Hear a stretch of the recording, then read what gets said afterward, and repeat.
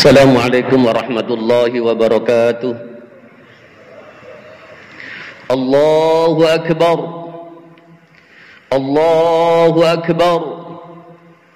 Allahu Akbar. Allahu Akbar. Allahu Akbar. Allahu Akbar. Allahu Akbar. Allahu Akbar. Allahu Akbar.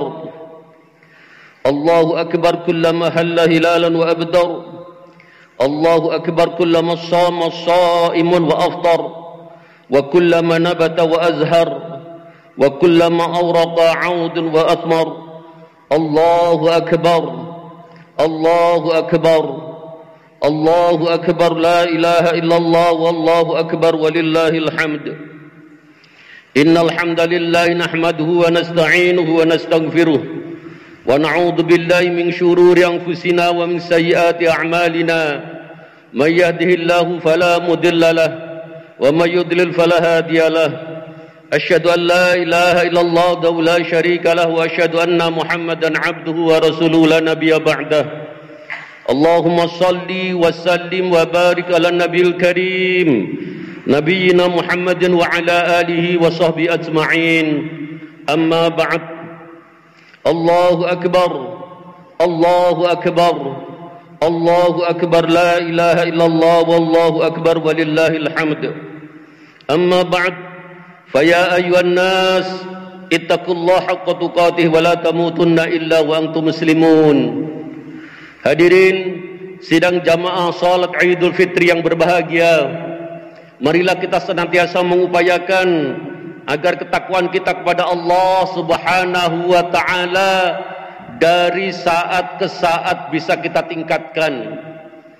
Dan ternyata salah satu dari tujuan Allah mewajibkan kita sekalian berpuasa agar kita menjadi hamba Allah yang bertakwa. Sebagaimana yang Allah firmankan dalam surat Al-Baqarah 183, A'udzu billahi minasyaitonir rajim. Ya ayyuhalladzina amanu kutiba alaikumus syiyamu kama kutiba alal ladzina min qablikum la'allakum tattaqun. Allah sudah memberikan ciri-ciri, memberikan indikator-indikator ciri dari orang yang bertakwa di berbagai ayat dalam ayat suci Al-Qur'an. Dan lain kali kita bisa menjelaskan yang terkait dengan itu. Yang kedua, tujuan kita diwajibkan oleh Allah berpuasa adalah agar kita menjadi hamba Allah yang bersyukur. Sebagaimana yang ada pada surat Al-Baqarah 185, walitukabbirullaha ala ma hadakum wa la'allakum tashkurun. Oleh karena itu, dalam suasana seperti apapun, kita sebagai hamba Allah harus senantiasa meningkatkan kualitas ketakwaan kita kepada Allah Subhanahu wa taala dan kualitas syukur kita kehadirat Allah Subhanahu wa taala. Kalau kita perhatikan, salah satu dari ciri orang yang bertakwa adalah alladzina yunfikuna fis sarra'i wad dharra'i. Adalah orang yang mau menginfakkan sebagian dari harta dari rezeki yang Allah berikan kepada kita, baik dalam keadaan lapang maupun dalam keadaan yang sempit. Yang menjadi pertanyaan adalah, manakala umat manusia di muka bumi ini sekarang mendapatkan cobaan dari Allah Subhanahu wa taala berupa adanya COVID-19, apakah akhirnya kita menjadi orang yang kikir, orang yang tidak mau menginfakkan sebagian harta yang Allah telah berikan kepada kita untuk orang lain? Ataukah ternyata kita terus berjuang untuk bisa melakukan itu? Kalau ternyata yang terjadi adalah menjadi orang yang kikir, tidak mau mengeluarkan sebagian dari rizki yang Allah berikan kepada kita untuk orang lain, maka tentu ketakwaan kita menjadi kurang kualitasnya. Dan manakala terus menerus seperti ini, nanti kita ada pada titik nadir, yaitu kita terlepas dari ketakwaan itu. Yang kedua adalah ciri syukur. Syukur tidak cukup hanya diucapkan dengan lisan, Tetapi syukur yang benar adalah memanfaatkan nikmat yang Allah berikan kepada kita untuk taqarrub kepada Allah Subhanahu wa taala. Sebagaimana yang pernah dicontohkan oleh Rasulullah sallallahu alaihi wasallam. Rasulullah itu kalau qiyamul lail kakinya sampai bengkak-bengkak. Sebagaimana yang diabarkan dalam satu hadis yang diriwayatkan oleh Aisyah, qama Nabi sallallahu alaihi wasallam hatta tawarramat qadamahu, sampai kedua kakinya bengkak-bengkak. Waktu itu Aisyah, istri yang tercinta, heran. Kenapa heran?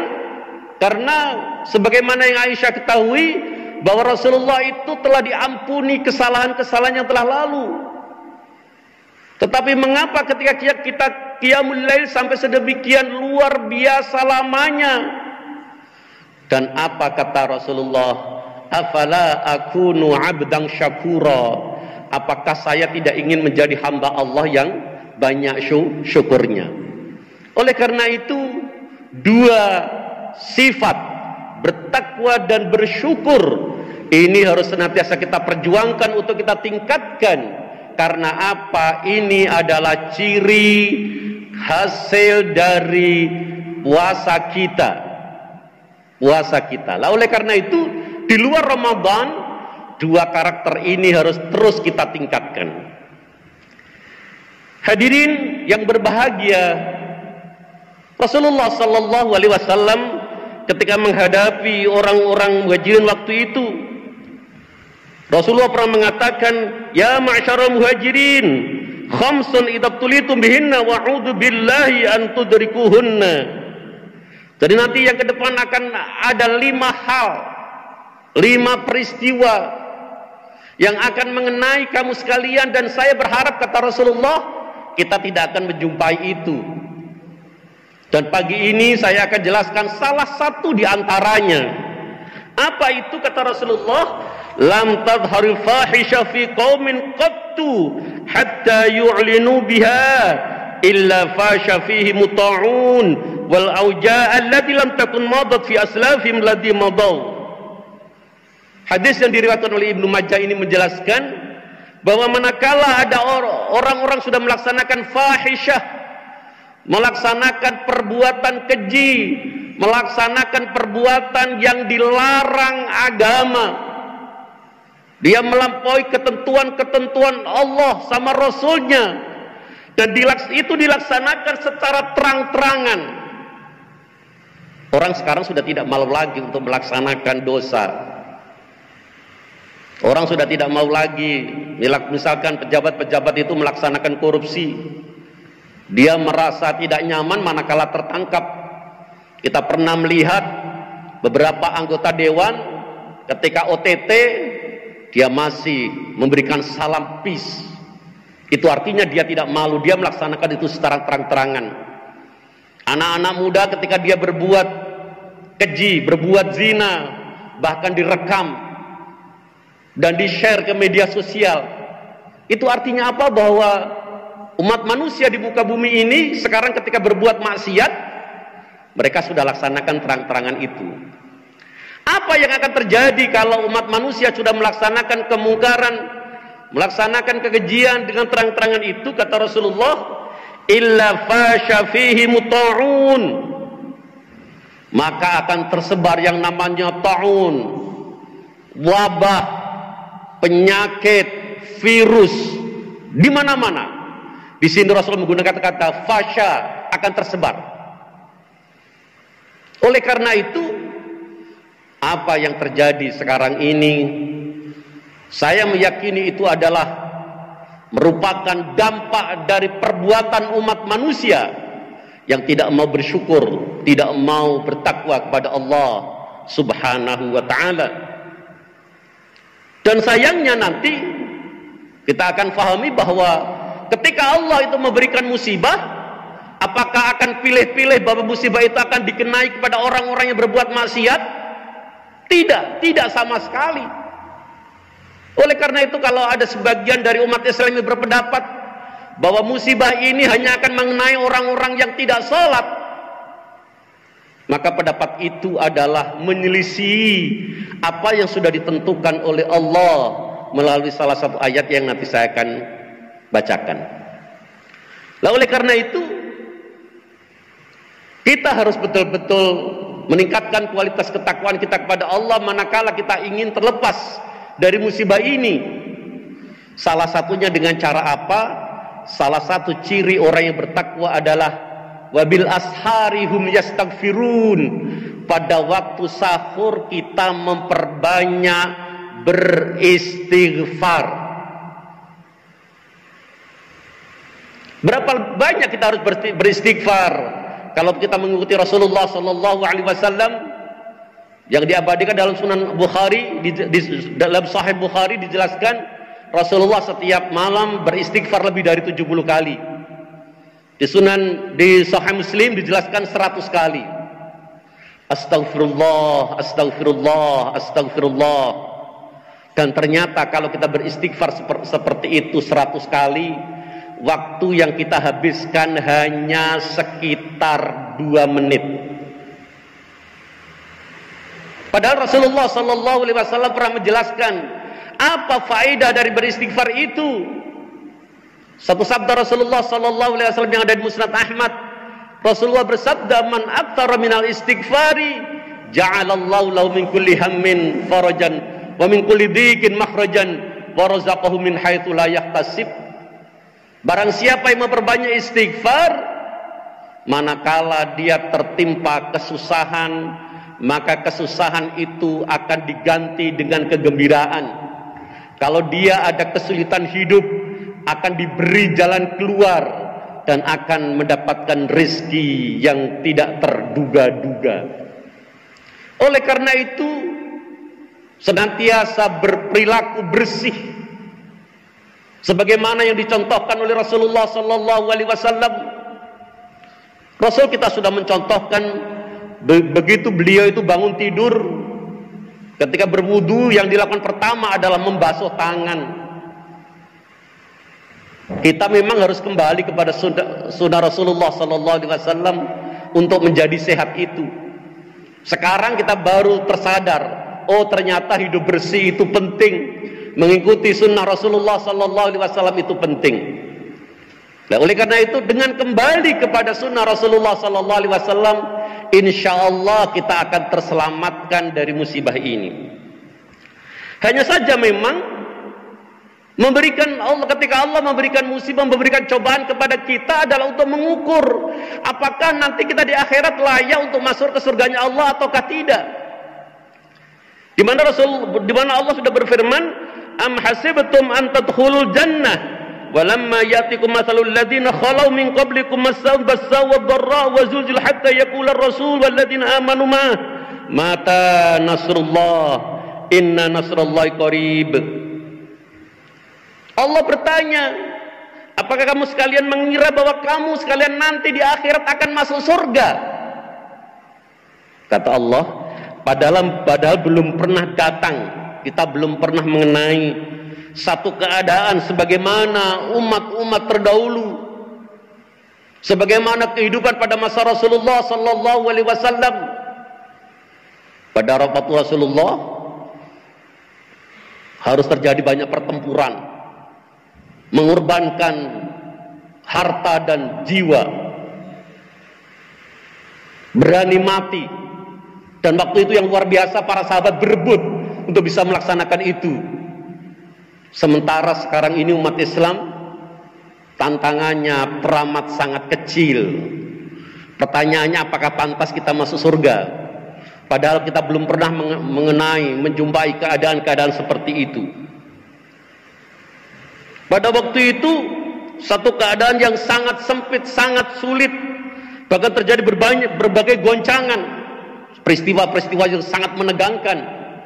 Karena saking menakutkannya waktu itu, sampai umat-umat yang beriman bersama Rasulnya bertanya kepada Allah, kapan pertolongan itu akan datang? Kapan pertolongan itu akan datang? Rasulullah mendapatkan cobaan dari kafir Quraisy, dari orang-orang yang tidak setuju dengan perkembangan Islam itu, tidak hanya 1 bulan 2 bulan, bertahun-tahun. Dan Rasulullah sallallahu alaihi wasallam beserta para sahabatnya sabar dan gagah berani menghadapi semua itu.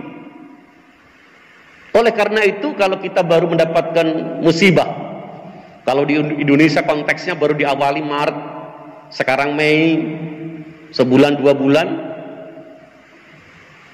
apakah kita akan sudah menjadi hamba Allah yang banyak keluh kesahnya, ataukah kita masih terus berjuang untuk menjadi hamba Allah yang baik? Pada ayat yang lain yang isinya senada, am hasibtum an tadkhulul jannah walamma ya'lamillahu alladziina jahadu minkum wa ya'lamus sabirin. Ini juga dipertanyakan. Anda sekalian belum pernah berjihad, kita belum pernah berjihad yang bersungguh-sungguh untuk mempertahankan agama Allah yang menunjukkan kesabarannya ketika mendapatkan berbagai cobaan itu. Apakah kita pantas untuk masuk ke surganya Allah Subhanahu wa ta'ala? Oleh karena itu, dalam rangka memantaskan, mari kita hadapi keadaan ini dengan mencontoh kehidupan Rasulullah sallallahu alaihi wasallam, dengan melaksanakan sunnah Rasulullah sallallahu alaihi wasallam. Salah satu sunnah Rasulullah itu, kalau ada ta'un di satu tempat dan kita ada di luar itu, jangan masuk ke tempat itu. Dan kalau kita ada di dalamnya, jangan keluar dari tempat itu untuk menyebarkan ta'un itu di tempat lain. Ini adalah satu sunnah yang Rasulullah sallallahu alaihi wasallam ajarkan buat kita sekalian, kan itu. Nah, oleh karena itu, dengan senantiasa mengupayakan untuk meningkatkan ketakwaan kita kepada Allah, ini menjadi jalan yang terbaik, menjadi jalan satu-satunya agar kehidupan kita betul-betul sesuai dengan ketentuan Allah sama Rasulnya. Ada satu ayat yang tadi sudah saya jelaskan. Apakah ketika Allah memberikan musibah seperti ini hanya dikenakan kepada orang-orang yang berbuat zalim, hanya dikenakan kepada orang-orang yang berbuat fahisyah? Ternyata Allah berfirman, wattaqu fitnatan la tusibanna alladziina dzalamu minkum khassah. Itu tidak hanya dikenai, tidak hanya khusus kepada orang-orang yang berbuat zalim, tidak hanya dikenai, termasuk kepada orang-orang yang hidup di sekitar orang-orang yang berbuat zalim itu, di sekitar orang yang berbuat fahisyah itu. Oleh karena itu, mengupayakan agar seluruh kita pada satu komunitas senantiasa menjalankan ketentuan-ketentuan Allah, itu adalah satu cara yang baik. Manakala kita berkeinginan untuk tidak mendapatkan musibah, untuk tidak mendapatkan banyak cobaan dari Allah Subhanahu wa ta'ala. Dan yang terakhir, terkait dengan Idul Fitri ini, karena saya meyakini berbagai kesalahan kita, berbagai khilaf kita yang kita laksanakan, manakala kesalahan dan khilaf kita itu haqqullah terkait dengan Allah, saya meyakini kesalahan-kesalahan itu sudah dimaafkan oleh Allah Subhanahu wa ta'ala. Karena apa? Allah menciptakan berbagai beribadah yang dengan ibadah itu, kalau kita laksanakan, dosa-dosa yang telah lalu, dosa-dosa yang telah kita lakukan akan dimaafkan oleh Allah. Satu contoh misalkan, kalau kita melaksanakan qiyamul lail, yang dalam konteks sekarang kita sebut dengan tarawih. Rasulullah mengatakan, man qama ramadanan imanan wa ihtisaban ghufira lahu ma taqaddama min dzambih. Barang siapa yang melaksanakan qiyamul lail karena Allah dan ingin mendapatkan ridha Allah, maka dosa-dosa yang telah lalu akan dimaafkan oleh Allah. Waktu itu Rasulullah memberikan contoh bagaimana qiyamul lail. Dalam Sunan At-Tirmidzi kita menemukan bahwa Rasulullah itu sholat qiyamul lail berjamaah selama 3 kali. Ketika bulan kurang 7, kurang 5, dan kurang 3. Ketika kurang 7, Rasulullah itu qiyamul lail sampai 1/3 malam pertama. Kalau kita ukur sekarang sekitar jam 10:30 lah selesai qiyamul lail. Ketika malam kurang 7, bulan kurang 5 maksud saya, Rasulullah keluar lagi untuk sholat qiyamul lail bersama jamaah.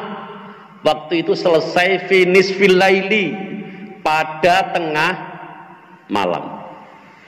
Dan yang luar biasa, para sahabat ketika tengah malam itu selesai sama mengeluh, bagaimana ini qiyamul lail kok tengah malam sudah selesai.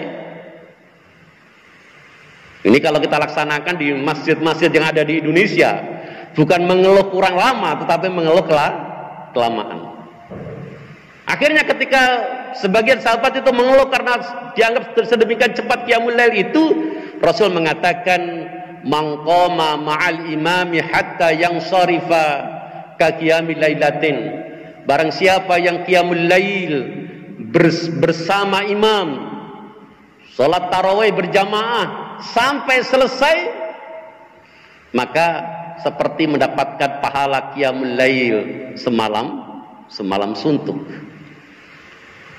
Oleh karena itu, berusaha untuk melaksanakan qiyamul lail salat tarawih secara berjamaah. Sayangnya memang sekarang sudah selesai. Tahun depan jangan sampai ada malam yang kita terlewatkan ketika Ramadan untuk tidak melaksanakan qiyamul lail itu. Dan kalau kita ingin niru Rasulullah, ketika bulan kurang 3, waktu itu Rasulullah juga keluar untuk sholat qiyamul lail bersama jamaah, dan baru selesai menjelang sholat subuh. Ini artinya bahwa kita umat Islam itu harus banyak yang hafal Al-Quran agar bisa menjadi imam, dan ketika ngimami itu tidak hanya yang dibaca dari At-Takatsur sampai Al-Ikhlas kan itu. Jadi bisa qiyamul lail dalam waktu yang lama.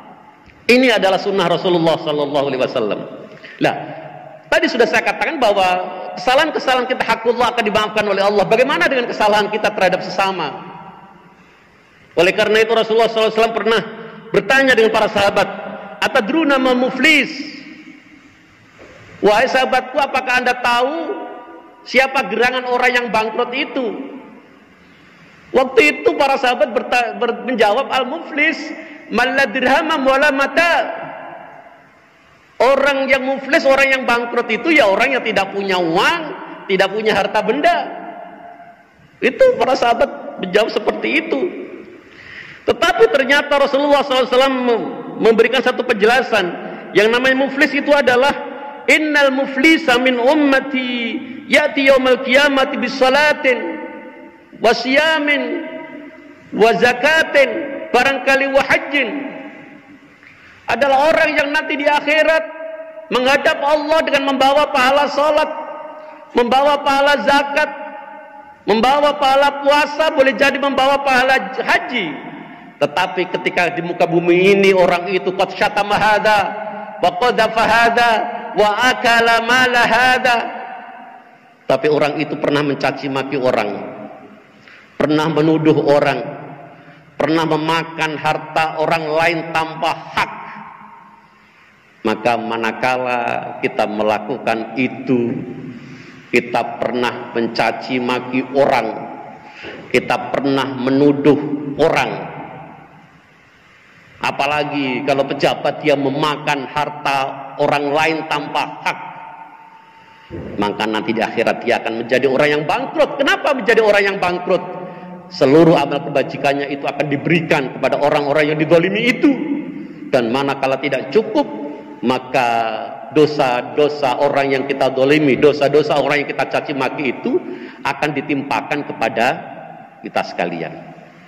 Oleh karena itu, pada suasana Idul Fitri dan semestinya minta maaf itu jangan menunggu Lebaran. Apakah kita tahu kalau kita akan ketemu Lebaran di waktu yang akan datang itu? Oleh karena itu, kapanpun kita merasa berbuat salah dan dosa khilaf kepada orang lain, maka secepatnya minta maaf kepada yang bersangkutan. Dan manakala ada hak yang kita ambil, maka harus kita kembalikan dulu hak-hak itu kepada orang itu. Dan insya Allah, manakala kita bisa melaksanakan itu, insya Allah kita betul-betul akan menjadi hamba Allah yang bertakwa. Insya Allah kita akan betul menjadi hamba Allah yang bersyukur. Dan sebagaimana Allah katakan, wa may yattaqillaha yaj'al lahu makhraja wa yarzuqhu min haitsu la yahtasib. Jadi kalau kita sudah menjadi hamba Allah yang bertakwa, seluruh kesulitan hidup kita akan diberi jalan keluar, wa yarzuqhu min haitsu la yahtasib, dan kita akan sering mendapatkan rezeki yang tidak terduga-duga. Dan yang terpenting, manakala kita terus bisa meningkatkan kualitas ketakwaan, di akhir hidup kita bisa husnul khatimah.